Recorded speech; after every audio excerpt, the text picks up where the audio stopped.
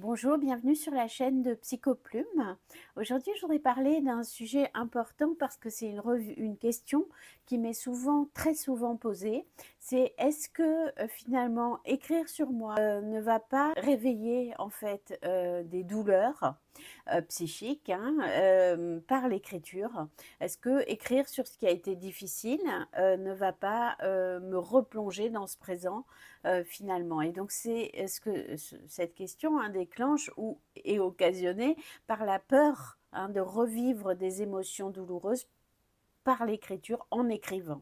Donc je voudrais répondre à ça dans cette vidéo. N'hésitez pas à vous abonner à la chaîne si vous souhaitez recevoir une notification à chaque fois que je poste une vidéo. Et bien sûr, comme à chaque fois, vous pouvez lire l'article qui a à voir avec le sujet de la vidéo. Donc aujourd'hui, cette question de faut-il avoir peur d'écrire à partir de nos douleurs, disons. Donc vous pouvez trouver un article où ça va être détaillé de façon différente, puisque là je vous en parle et dans l'article je l'ai écrit et je l'ai écrit un petit peu bien sûr autrement et de façon fouillée. Voilà.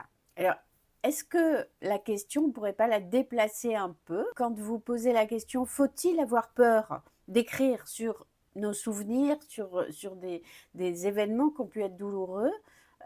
Si on déplace la question, qu'est-ce que cette peur nous indique? Je pense qu'elle est intéressante cette question. Qu'est-ce que cette peur nous indique? Alors évidemment, en tant que psychologue, j'ai beaucoup entendu une autre peur qui est liée à la thérapie, qui est de dire si je vais comme ça remuer tout ce passé, est-ce que je ne vais pas être plus déséquilibrée qu'équilibrée finalement? Donc peut-être, peut-être dans le moment où je fouille comme ça, où j'explore, je vais peut-être pas être très bien dans ce moment-là, mais c'est pour un mieux et c'est pour arriver à y voir plus clair. Plus clair. Et j'ai envie de dire que l'écriture, c'est pareil, c'est-à-dire qu'on va effectivement aller chercher ce qui nous est difficile, mais pour finalement arriver à en élaborer quelque chose, à en penser quelque chose, à changer, puisqu'une thérapie, il s'agit bien de ça, il s'agit de changer, même si c'est changer une façon de voir le monde, une façon, notre rapport à notre histoire, des choses qui sont peut-être illisibles pour les autres de l'extérieur, mais vous qui sont sensibles pour vous, c'est-à-dire de se dire j'ai fait une thérapie et j'ai changé. Et j'ai changé parce que j'ai un regard qui est différent sur ma propre vie, sur les événements qui la constituent, sur les liens que je peux avoir.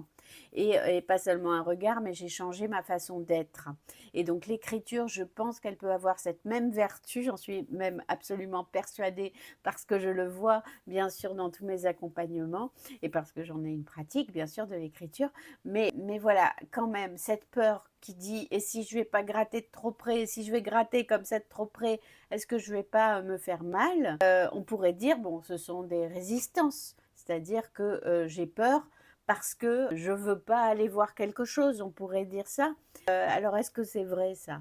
Alors bien sûr, les résistances, on pourrait dire oui, c'est vrai parce que ça me fait repousser le moment d'écrire, je procrastine. Si je procrastine, c'est qu'il y a forcément quelque chose qui ne veut pas y aller. Donc c'est cette peur. Est-ce que j'ai raison de ne pas vouloir y aller? Voilà toute la question. Cette peur, elle est un signal. De toute façon, la peur est toujours un signal. C'est un signal d'alerte devant un danger, la peur. Danger. Alors, quel est le danger là? Effectivement, quand je me dis que je vais écrire sur telle période de ma vie ou telle émotion que je ressens aujourd'hui, est-ce que il y a un réel danger? Le danger est souvent, pense-t-on, d'être déséquilibré ou alors d'être malmené par quelque chose, ou alors même on peut penser pire, on peut penser que ça va me faire tomber malade, on peut penser que je vais me trouver dans un sentiment dépressif ou de colère ou je ne sais. Donc voilà, cette peur, elle indique ça, elle indique qu'il y a un mouvement de résistance et ce mouvement de résistance, il s'interprète, c'est-à-dire je résiste pourquoi? Est-ce que je résiste parce que je vais là approcher une zone sensible et que je vais me mettre en danger? Alors, est-ce que vraiment il y a danger? Moi, je pense que l'écriture, quand on veut aller vers des zones sensibles, c'est bien d'être accompagné, hein. Il y a plusieurs personnes qui peuvent accompagner, bien sûr un psychologue, bien sûr un psychanalyste, bien sûr un art-thérapeute. À Psychoplume, bon, moi je suis psychologue et psychanalyste et art-thérapeute et je travaille du coup à cet accompagnement des mouvements émotionnels autour de l'écriture. Mais la plupart du temps, on écrit seul. On n'est pas accompagné, et donc là, il faut décider, est-ce que je vais là? Est-ce que c'est très très sensible? Ou est-ce que j'attends un peu? Ou est-ce que j'utilise des techniques d'écriture qui me décalent un peu? Par exemple, la troisième personne du singulier, ou parler sur l'environnement plutôt que sur l'événement. Enfin, il y a des techniques. Alors ça, c'est pareil. Les techniques, vous pouvez les connaître, ou alors vous pouvez aller les chercher auprès d'un professionnel. En tout cas, il me semble que si on sent qu'on a peur, c'est qu'il faut faire attention, et c'est qu'il faut installer, je dirais, un cadre qui protège. Par exemple, j'écris un quart d'heure, 20 minutes, et ensuite je m'arrête, et ensuite je fais quelque chose d'agréable pour moi. Voilà, de situer en fait le moment d'écriture dans votre journée pour que ça ne dure pas éternellement. On n'écrit pas 1 heure. Si on sait que c'est un endroit en nous qui est sensible, je pense que c'est bien d'écrire 20 minutes par exemple. Ou à vous de décider du temps, mais en tout cas pas trop longtemps, pour que vous puissiez en sortir. Vous entrez dans une zone sensible et vous en sortez. Et ça me semble important, et vous en sortez en faisant autre chose, en allant marcher, en faisant quelque chose qui vous fait plaisir.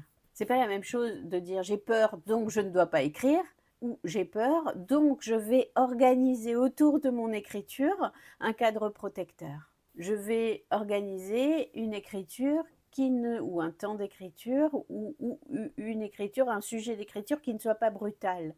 Et je crois que c'est ça qui est important. Moi, je prône beaucoup la douceur parce que c'est mon caractère, et parce que je trouve que ainsi on malmène pas nos mécanismes de défense qui ont une vraie raison d'être, hein. C'est souvent quand on sent qu'on se défend de quelque chose, ça se respecte.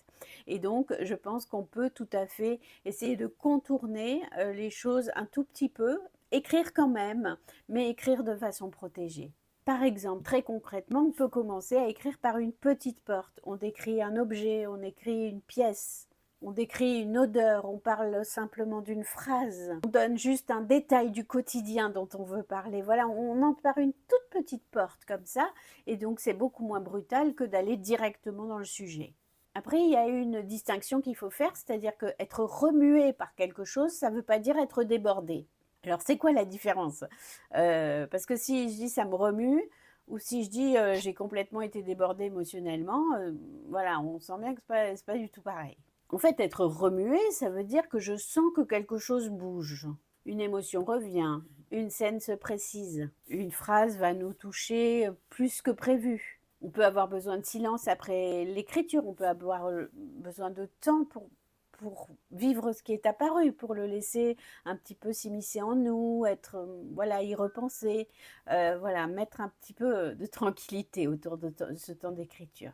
Être débordé, c'est autre chose. Être débordé, ça veut dire je me sens envahi. Ça veut dire qu'on ne peut plus revenir au présent, on n'y arrive pas. On est repris par une angoisse trop forte, on n'arrive plus à dormir. On a l'impression que le passé prend toute la place. C'est ça, être débordé. Et là, on voit que c'est grave. C'est grave d'être débordé. C'est grave en ce sens que ça nous met en danger, ça nous déséquilibre fortement, ça touche notre vie au-delà du temps d'écriture. Et donc l'écriture de soi, elle n'a pas besoin de nous amener vers ce débordement pour être profonde. Parfois, on a une croyance et on se dit, si l'écriture va pas assez loin, ça sert à rien finalement. Mais c'est pas vrai ça. C'est pas vrai, parce que ce qui me semble utile, hein, dans l'introspection par l'écriture, c'est la répétition finalement. C'est d'écrire un texte, puis un autre, puis un autre. Et alors on va tourner autour de notre sujet, mais d'ailleurs comme en thérapie. En thérapie, on ne dit pas tout en une séance et puis c'est fini. Non, on y revient, on l'aborde par un bout, par un autre. Et on a l'impression parfois de se répéter, mais c'est pas vrai. C'est des cercles qu'on fait, mais ils sont pas tout à fait les mêmes à chaque fois. Et l'écriture, c'est pareil. Je crois que pour explorer un sujet, il faut y revenir, puis y revenir, puis y revenir. Après, il y a quelque chose qui est important à prendre en compte, c'est que écrire, c'est pas revivre la scène. Ça donne le sentiment peut-être qu'on la revit, mais on ne la revit pas, elle est déjà vécue.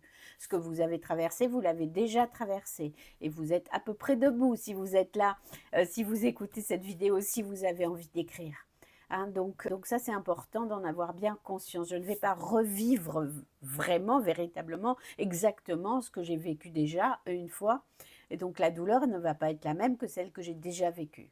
Ce qu'il y a, c'est que certains souvenirs ne reviennent pas seulement avec des idées, ils reviennent avec des sensations. Et c'est ça qui nous donne ce sentiment de revivre les choses. Mais c'est quand même pas les revivre exactement comme la façon dont ça s'est passé la première fois.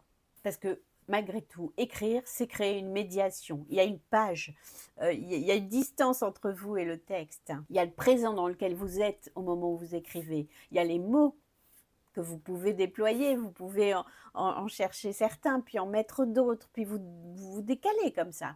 Et qui fait qu'on prend une distance aussi avec ce qui est là sur la page et par rapport à l'événement. Quand on écrit, on peut s'arrêter, on peut ne pas relire, on peut le prendre plus tard, on peut transformer un texte, on peut en faire un conte, on peut le transformer en une lettre, en une fiction, en ce qu'on veut. Donc le texte, il peut exister de plein de façons différentes et donc on peut le retravailler autrement et du coup c'est beaucoup moins violent. On le ressent en tout cas de façon moins violente. On peut vraiment explorer par plein de côtés, par les mots, un événement. Donc je dirais que le passé ne revient pas intact dans l'écriture, il revient, il est déjà transformé. Et puis, autre chose, on n'est absolument pas obligé de commencer par le plus douloureux. Hein, souvent, moi je le vois dans les accompagnements à l'autobiographie que je fais, hein, donc des gens qui veulent être accompagnés dans l'écriture de leur autobiographie ont tendance à commencer à écrire autour de ce projet autobiographique à partir de ce qui a été le plus douloureux. Et c'est pas forcément une bonne idée. On le fait parce qu'on est pressé, parce qu'on a envie d'écrire notre autobiographie pour témoigner de ce qui a été difficile dans notre vie, sauf si on a un projet très différent, mais pour certains projets, c'est ça, c'est témoigner, et on va d'abord vers le plus difficile. Or, ça ne veut pas dire qu'il ne faut pas l'aborder, mais ça veut dire qu'on peut aussi commencer par d'autres moments de vie, par d'autres éléments, et on peut, ou alors écrire un peu autour de ce qui a été difficile, puis un peu sur autre chose, avoir des textes qui sont plus graves et des textes qui sont plus légers. On peut commencer par ce qui entoure les choses, une maison, une fenêtre, les lieux, les objets, des personnes plus secondaires dans l'histoire. Une chanson, une lumière, les sensations. Voilà, on peut choisir hein, par où on démarre pour ne pas être comme ça de plein fouet en fait, avec ce qu'on veut raconter, avec ce qui a été douloureux, avec l'événement, je dis, mais ça peut être plusieurs événements bien sûr. C'est pour ça que, pour toutes ces raisons, hein, que c'est très important de mettre un cadre. Alors, soit on est accompagné et le cadre, il va de soi, il est posé, soit on l'est pas, on est seul et à ce moment-là, c'est à soi-même de se mettre un cadre qui nous protège. Parce que c'est immense, en fait, de se retrouver face à son histoire. Ça veut dire quoi? Ça veut dire qu'il faut parler de la famille, de l'enfance, des liens, des corps, des deuils, des secrets, des silences. Vous voyez, on est sur des thèmes extrêmement forts. Et donc, si on travaille comme ça seul, sans consigne, en écrivant un peu comme ça nous vient, on peut se retrouver avec des sujets très graves et difficiles. Et donc, c'est pas mal, c'est pour ça que c'est pas mal, je trouve, d'aller vers des consignes qui nous décalent un petit peu pour ne pas être que dans des sujets comme ça qui peuvent être complexes. Et puis ce qui est important dans l'écriture, c'est d'avoir bien conscience que tout n'est pas partagé. C'est-à-dire qu'il y a des tas de choses que vous allez écrire rien que pour vous. Donc déjà, avec cette pensée-là, vous vous dégagez du regard de l'autre. Vous l'écrivez pour vous, personne ne le lira, et après vous verrez bien ce que vous en faites. Vous le ferez lire, vous le ferez pas lire. Mais déjà, l'écriture a cette grande force que c'est une activité solitaire. Alors ça, bien sûr, ses inconvénients, puisqu'on est seul aussi face à cette douleur qu'on a peur de rencontrer, mais aussi on n'a pas le regard de l'autre qui peut être anticipé comme un regard de jugement, par exemple, ou de compassion, ou de ce qu'on veut, mais qui nous est désagréable. Donc ça, l'écriture permet de ne pas montrer son texte, et ça, c'est aussi quelque chose qui est important, ou de choisir de le montrer, et je choisis de le montrer à qui, et je peux même dire à la personne, je ne veux pas que tu dises quelque chose de ce que tu en penses, on a le droit de dire ça, ou je veux bien que tu dises quelque chose, mais sur telle ou telle thématique. Enfin, vous pouvez décider aussi à qui vous faites voir et dans quel cadre vous le faites voir.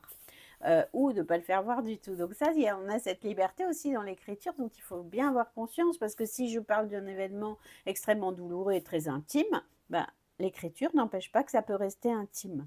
Hein, donc après, il y a d'autres questions qui émergent. Hein, c'est est-ce que si on trouve des textes que je voulais que personne ne lise, comment je les cache, etc.